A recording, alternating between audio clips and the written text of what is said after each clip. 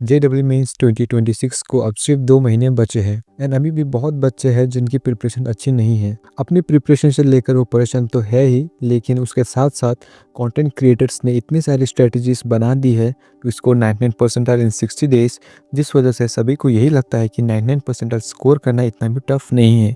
सो आज हम लोग भी एक realistic and practical strategy discuss करेंगे एंड साथ ही मैं एक्सप्लेन करूँगा कि आपके लिए क्या सही स्ट्रेटजी एंड क्या गलत, एंड उसके बाद आप खुद अपना डिसीजन ले पाओगे। सो ज़्यादा बात ना करते हुए सीधे चलते हैं वीडियो में, एंड ये वीडियो बहुत ही डिटेल एंड हेल्पफुल होए आपके लिए, सो प्लीज़ पूरा एंड तक देखना। सो मैं ये मान रहा हूँ कि आपने अभी तक कुछ भी नहीं किया है या सिर्फ 10% सिलेबस किया है एंड JEE मेंस पर 99% स्कोर करना चाहते हो। सो ज़्यादातर बच्चे अपनी प्रिपरेशन 1 साल पहले शुरू करते हैं एंड आपने भी वैसे ही किया होगा। सो जब हम 1 साल पहले प्रिपरेशन स्टार्ट करते हैं तब हमारे पास पूरा टाइम रहता है, तो उस वक्त हम मेहनत भी अच्छी करते हैं क्योंकि टाइम भी अच्छा रहता है।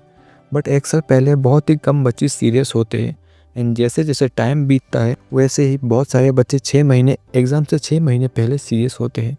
बट 6 महीने बाद आपको मेहनत भी ज़्यादा करनी होगी एंड टाइम भी कम होगा। एंड 6 महीने पहले भी बहुत ही कम बच्चे सीरियस होते हैं एंड जब अभी जैसे 2 महीने बचे हैं अभी जाकर आप सीरियस हुए हो, सो अभी आपको 1 साल वाले बच्चे से डबल मेहनत करनी है क्योंकि आपके पास टाइम भी बहुत कम है।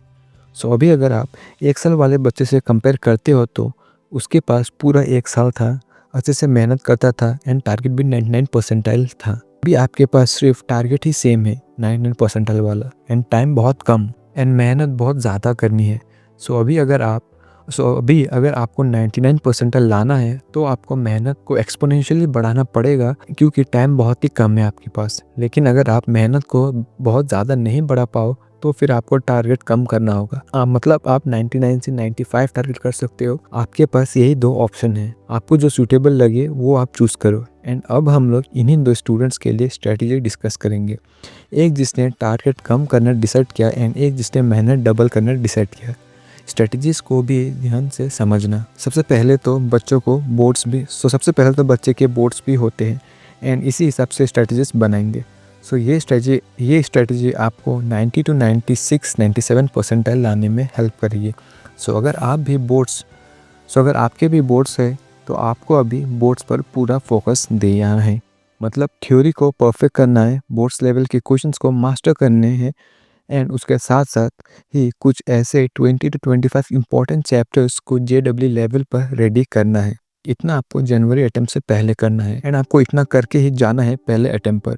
एक बार आपने 20 चैप्टर्स JEE लेवल पर रेडी हो गए एंड बाकी के चैप्टर्स के थ्योरी रेडी हो गए तो फिर आपको जो टाइम बचेगा अप्रैल अटेम्प्ट के लिए, उस वक्त आपको सारे 20 to 25 चैप्टर्स को रिवाइज करोगे एंड बाकी जो चैप्टर्स के थ्योरी अच्छे से की है उनकी क्वेश्चन सॉल्विंग करो। इस तरह से आपको टोटल 45 to 50 चैप्टर्स रेडी करने हैं एंड ये सारे चैप्टर्स आपको टोटल 220 to 240 मार्क्स तक देंगे एंड आपको इनमें से एटलीस्ट 130 to 150 स्कोर करना होगा। इतने से आपको NIT भी मिल जाएगा, बट एडवांस के लिए ज़्यादा टाइम नहीं दे पाओगे। ये तो हो गए जो बच्चों ने अपने टारगेट को कम रखा है उनके लिए, बट यहाँ पर भी आपको 10 घंटे की मेहनत करनी ही होगी।